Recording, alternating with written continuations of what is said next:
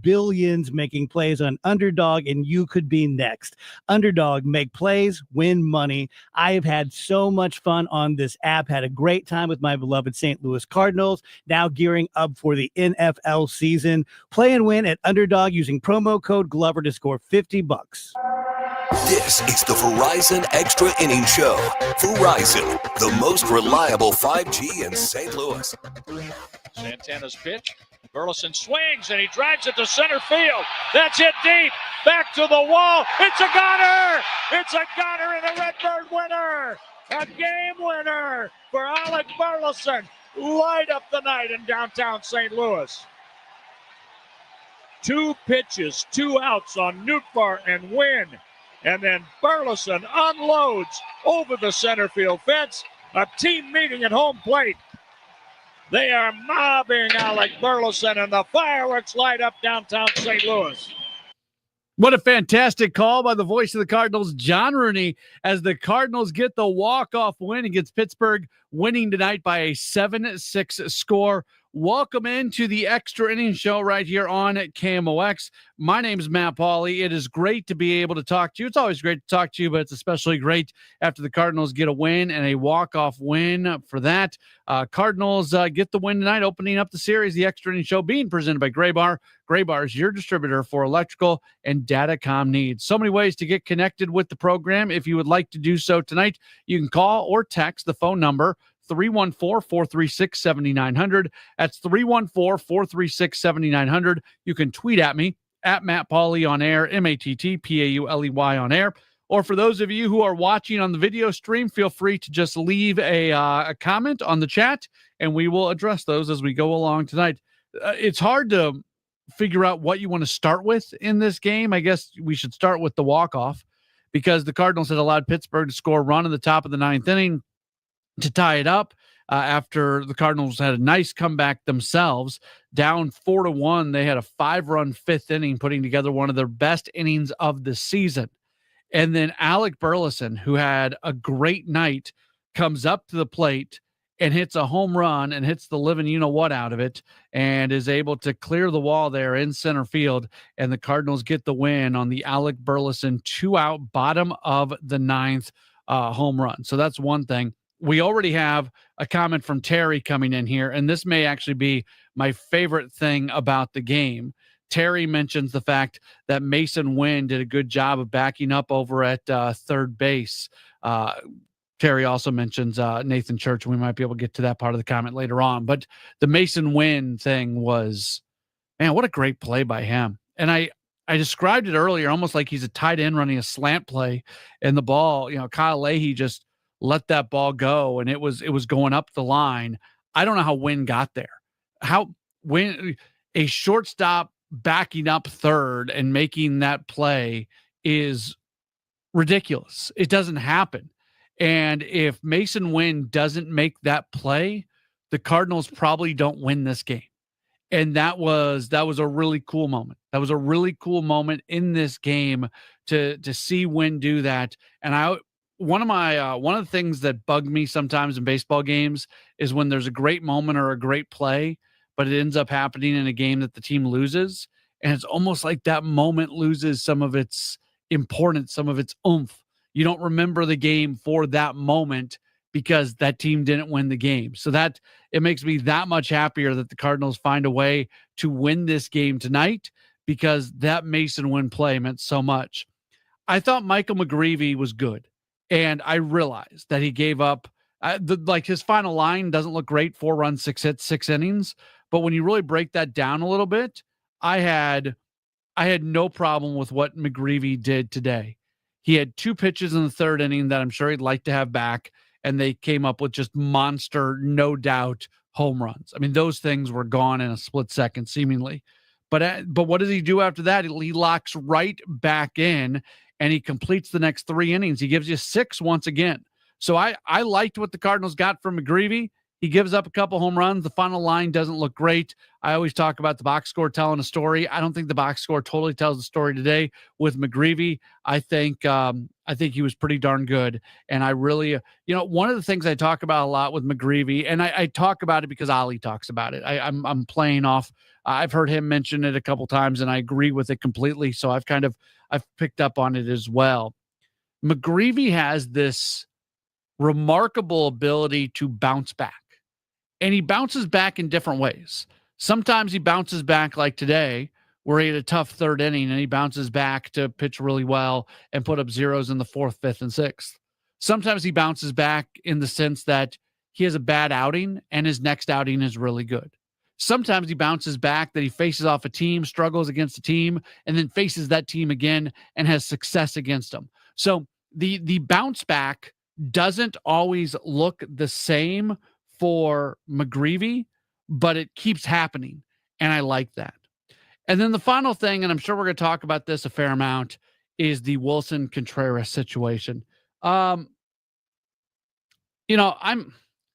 we'll do the Wilson Contreras stuff in the second segment. Maybe we'll focus on the baseball stuff for the first segment and then get to Wilson Contreras in the second segment, because I've got a lot of thoughts on this and I'm sure you do as well.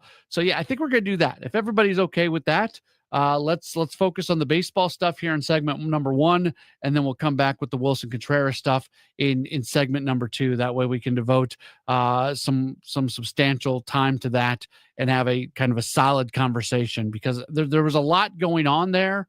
Some unfortunate things happening, some things happening that are unfortunate for Contreras, some that I think are unfortunate for the home plate umpire, who, if the story that we heard from Oliver Marmol and Wilson Contreras is correct, it's a really, really bad look for home plate umpire Derek Thomas. It's a terrible look for home plate umpire Derek Thomas. So let's spend some time on that in the second segment of the program.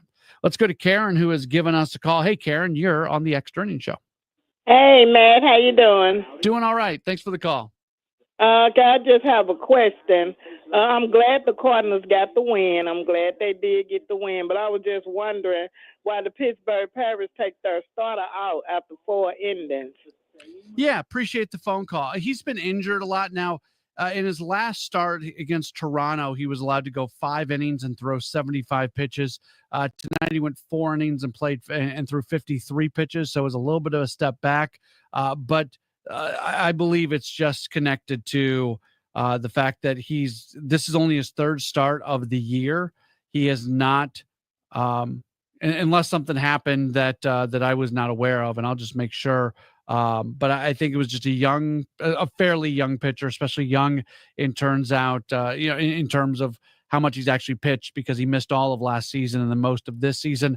I think they were just being overly careful with him, unless something was said in the Pittsburgh post-game press conference.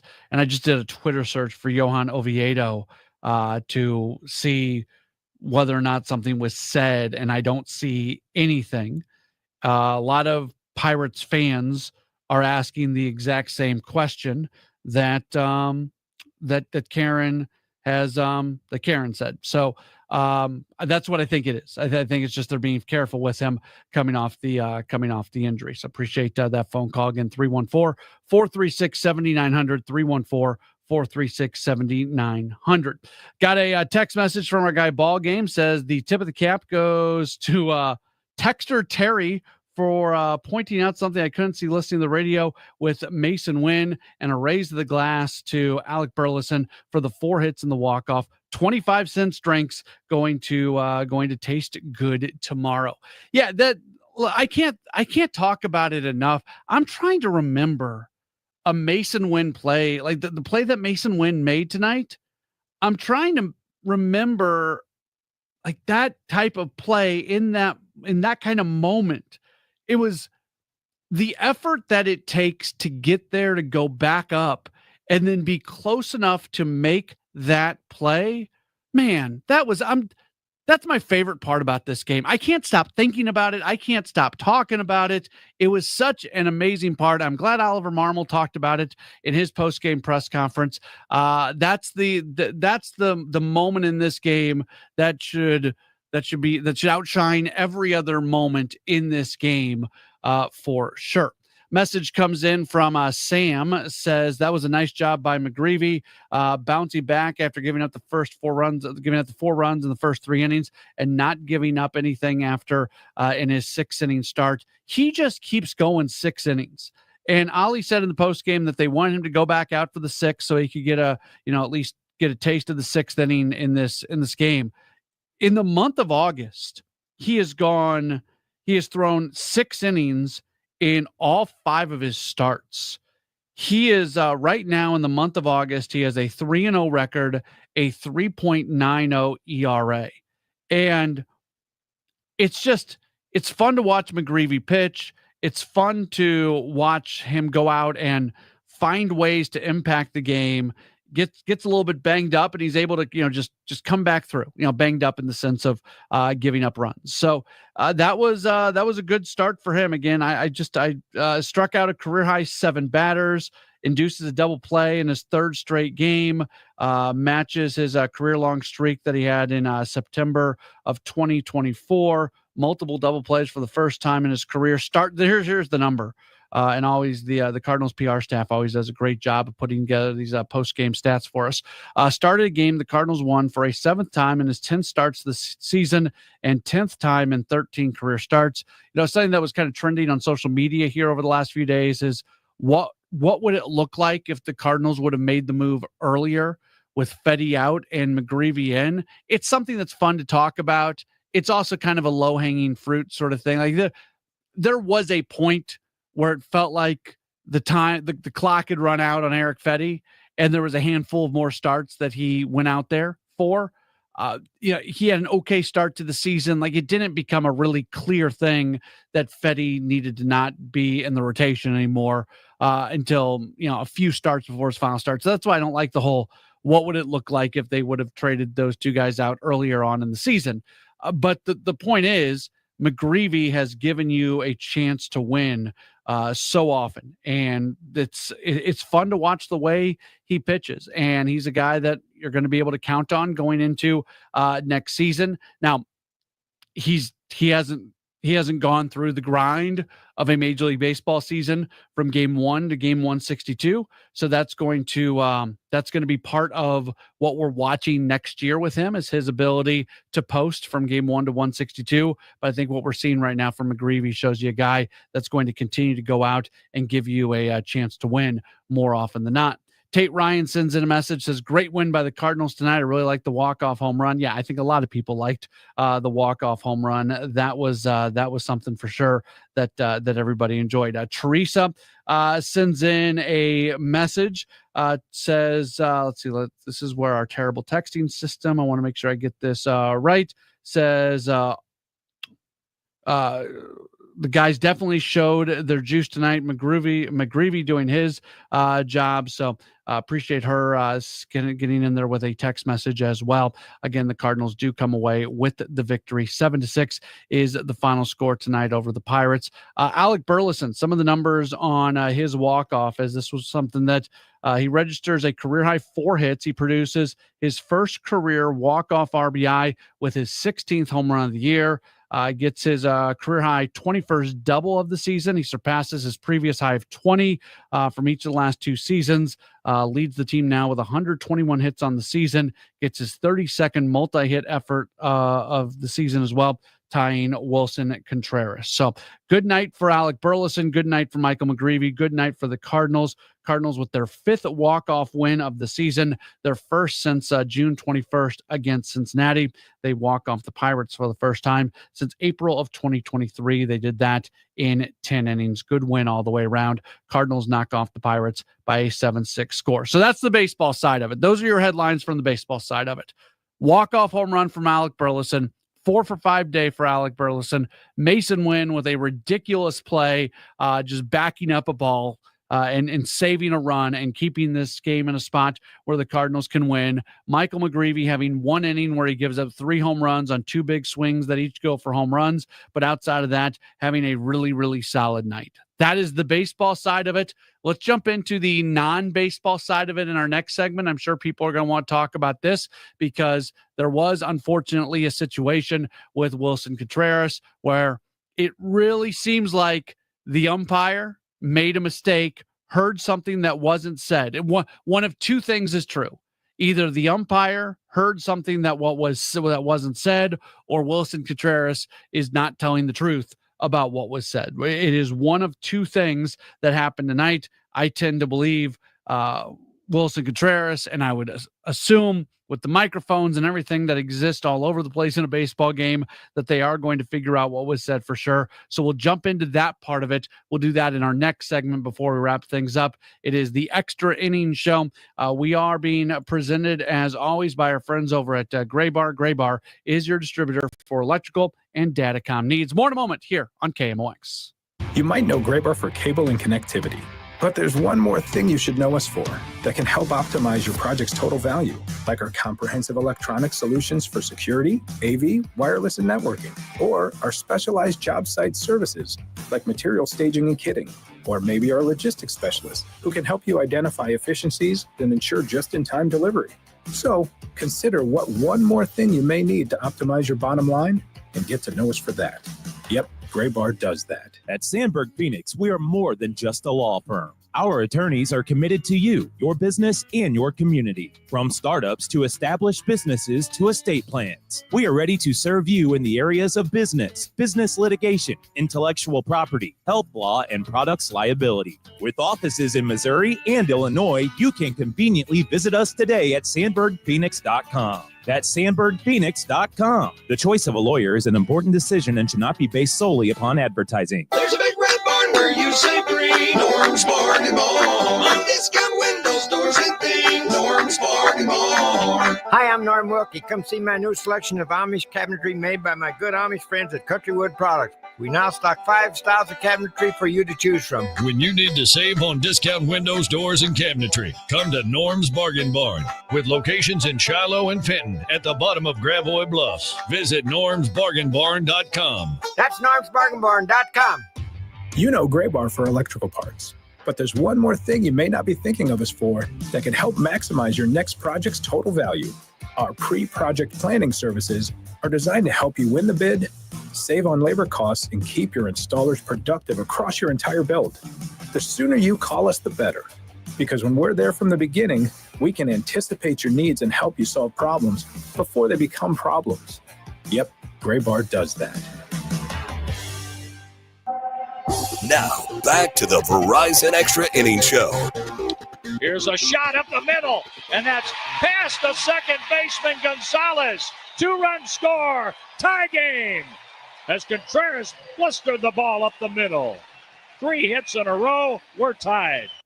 Big hit for Wilson Contreras in the 5th inning. Unfortunately for him and the Cardinals, he was not able to contribute more as the game. I say unfortunately, that's not really I guess his spot wouldn't have even come back around. We don't know officially, and technically it's not in the box score. So he was the DH. And when he got thrown out of the game, the DH spot, I guess, who was up in the on deck circle when Burleson was at the plate? I don't know that. I was in our little studio by that point and had the game up on the monitor. I didn't catch that. I assume it was Ivan Herrera, but I don't know that for sure. So this is one of the oddities of this box score. You rarely see this because the box score notates the ejection. Cardinals DH Wilson Contreras ejected by Derek Thomas in the 7th inning.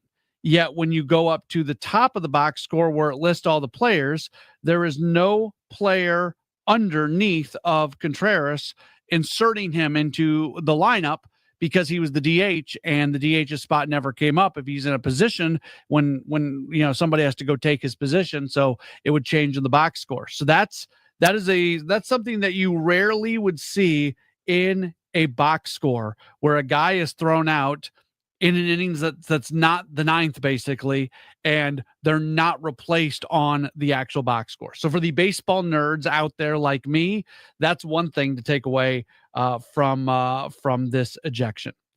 All right, so the story, the way it went down was Contreras is rung up on strike 3. He agreed with the strike 3 call based off everything that's been said. He is walking away, And at that, and he did say something. He admitted that he said to home plate umpire Derek Thomas something about call it both ways, that he agreed with that strike call, but felt like that strike call was not being made for Cardinals pitchers. So he said something about that. If call it both ways is the extent of what is said to an umpire, if an umpire throws you out for that, they're the softest umpire in the world. They should not be umpiring Major League Baseball if call it even, call it both ways, call it for each side, whatever the terminology was used. That if that's enough to get those antenna ears up a little bit and get you thrown out of a game, it's too much. Now, Derek Thomas is a human being. Is there a chance that Wilson Contreras said something just like that and Thomas thought he heard something else? Yeah, hey, I'm married. I know about this. I say something and my wife thinks I said something else, or my wife says something and I think she said something else. It happens all the time. People know all about it. So an umpire in a ballpark, I'll give him a little bit of grace that maybe he heard something that wasn't actually said. All that being said, if you're not 100% sure, if you're not 100% sure of what was said as an umpire, you can't eject the player. You simply cannot eject the player. And more often than not, if what is being said to you is being said while that player has his back to you and is walking away, that's one where you just put it in the back pocket and you let it keep going. That's creating a conflict for no reason. As an umpire, I'm not against umpires throwing guys out. That's not what I'm saying here. But I think it's a really bad look, almost no matter what is said. I think it's if players want to get shots in at umpires as they're walking away, so be it. Part of the job of an umpire is to keep the game moving. So if players want to say stuff to umpires walking kind of under the breath, walking away, I don't care. If as an umpire, if I was umpiring, that's the one that I'm just letting go. I'm going to have the thicker skin. I'm going to be the bigger person. I'm going to turn the other cheek, whatever stupid cliche you want to use. That's what I'm doing in that situation, without a doubt. So the first place that I think Derek Thomas is wrong is if something was said, whether he heard it or whether it was actually said while Contreras is walking away. I think you just let that go. Now, I did not like Contreras' reaction once he got thrown out. And he said in his post-game press conference that, he was asked by John Denton whether or not he was worried about a suspension. And Contreras went back at Denton and said, well, what would I be suspended for? And my answer to that question is, well, you threw a bat. Luckily for you, Brant Brown was right there and the bat hit Brown and did not hit the umpire. But in the moment, the optics of it, whether you were trying for it or not, the optics of it made it look like you were throwing the bat towards the umpire. That might not be true. This might have been all kind of performative, and you knew that Brant Brown was right there and you knew the bat wasn't going to get to the umpire. And if that's the case, I guess that's better than the other. But in the moment, it looked bad. The act of throwing a thing of bubble gum or Hi-Chew, whatever it was. Is Hi-Chew gum? I don't even know. I should know. They advertise it all the time here at Busch Stadium. I should probably know what Hi-Chew is. I don't think I've ever had Hi-Chew in my life. I assume it's gum. If the Hi-Chew people are listening, feel free to send mine my way and I'll test some of it for you. But they, throwing the bucket of Hi-Chew up onto the field where it all goes out, and then Alec Burleson came out and picked it up, and Stubby Clapp came out and picked it up, and the Bat Boys came out and picked it up. I don't love that, and I actually think there's times where throwing stuff onto the field as like a manager or something, I'm not totally against it. I've got the benefit of having spent a year of my minor league time with Wally Backman, and as a manager, he was a guy I loved being around Wally, and I loved watching him get upset after he would get thrown out of games. And I saw him throw stuff onto the field, and there were moments where that felt appropriate. Tonight, for whatever reason, and maybe it was because I was younger and I felt that way, and I wouldn't feel that way now. I don't know. But in the moment, I didn't think throwing the Hi-Chew onto the field was appropriate. I think the bottom line in all of this, though, is that if the umpire would have never thrown Contreras out, let's assume for a second. There's no way to know which side's true. So I'm just going to assume for a second that what we heard from Wilson Contreras and Oliver Marmol's true. If that's what was said, the umpire is largely responsible for the first domino that results in everything else. That doesn't mean that I'm absolving Wilson Contreras for his actions, because he is still responsible for those, and I don't like the way he handled it. He looked very aggressive in that situation. I thought it was a bad look for him, but we never get to that point without the umpire doing what he did. Let's grab Cheryl, who has given us a call. Hey, Cheryl, you're on the Extra Innings Show. Hi, how you doing tonight, man? Doing all right. I don't know.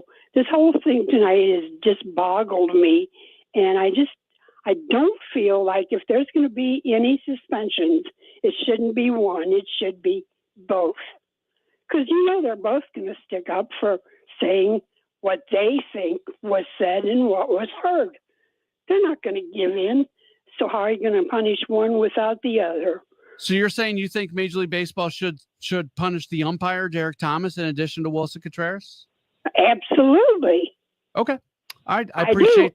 Okay. I do. And I also think that Wilson Contreras needs some anger management classes. He has an anger problem when he gets hit, when he gets struck out, or anything. He's always mad at somebody. He's always stirring up something. You don't do that. There's too many kids in that ballpark. That's not for kids to see. Okay. I appreciate the phone call. There are times where umpires, I think, are behind closed doors and sort of internally punished.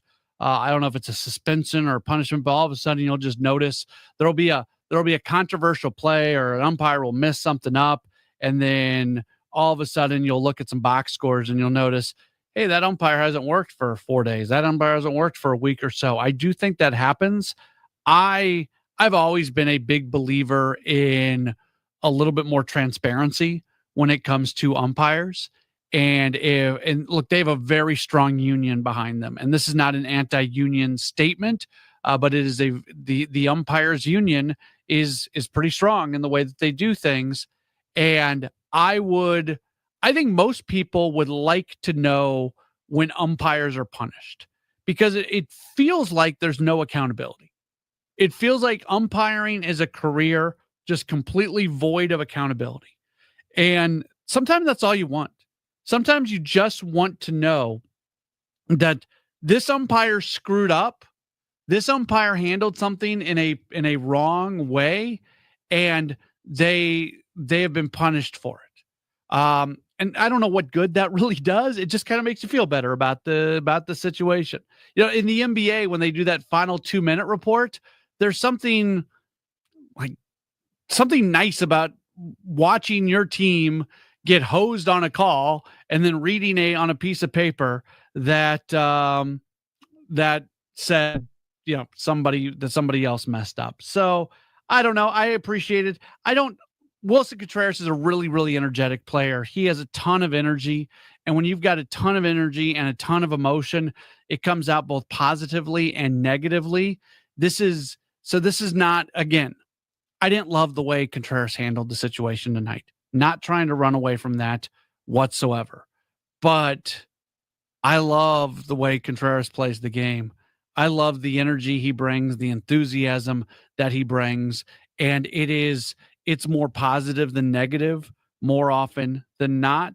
And I don't think he has an anger problem. I think he runs really hot. I just think during it, he takes this stuff very seriously and he runs hot. I wish he wouldn't have done what he did tonight, but it's not to a point where I really think he needs to change who he is. We got a message that came into our video stream, said my 2-year-old and I were there. He was happy to see somebody else throw tantrums beside him. That's a good comment there. I certainly appreciate that. From the 636, someone said, I wonder if the umpire called him a liar. That would set me off the way Wilson was. Look, you could read the words coming out of Wilson Contreras' mouth after he got thrown out and when he was going. So what I think what happened was the umpire tried to say that Contreras told him to F off. but the word, not the letter. And I don't think that's what Contreras said. I think that's what Derek Thomas heard. I think Thomas reacted way too early to it. And then once the umpire said, you said this, that's what Contreras did end up saying after that. I think that's the way it went down. I'm not 100% sure. Text message from 314 says, regardless of what happened, Contreras looked bad, stamping his feet out there like a 4-year-old, just saying that's, again, it was the optics, right? It was the optics. I think Contreras had every right to be upset. I think Contreras had every right to be more than upset, like be angry and have emotional anger that goes along with it. It's the throwing of the bat where it goes to Brant Brown. It's the throwing of the chewing gum, stuff like that. Just the optics are not great. I always say this too. Man, I don't want to be judged on my worst moment. These guys do everything that they do from a career-wise for the most part on TV and in front of people. Have I ever gone upset and lost myself a little bit? You bet I have. I'm glad some of the ways that I have acted is not on tape. And so I'm more understanding than most. I'm not saying he shouldn't have acted that way, but I always do. One of my big things that I do on this show, and anytime I'm on, I try to remind people that they're human beings. He was really upset. His anger manifested itself in a way that from an optical standpoint did not look good, but we have all had moments that we're not overly proud of. That's all I would say. What's on Deck is presented by Chesterfield Fence and Deck. The sign you have the very best. Cardinals Pirates game 2 of the 4-game series coming up tomorrow night. Pirates will go with Mitch Keller, Andre Palante going for the Cardinals. Palante is 6-11 with a 5.17 ERA. Keller 5-12 with a 4.34 ERA. 6:45 first pitch. That means our coverage is set to begin at 5:50. Certainly appreciate you being with us tonight. This has been a fun one. Cardinals get a walk-off win against the Pittsburgh Pirates, and now they'll try to secure at least a series split coming up tomorrow. Thanks so much for being tuned in to the show, and we'll talk to you tomorrow beginning at 5 o'clock with the Redbird Rush Hour right here on your home of the Cardinals, KMOX.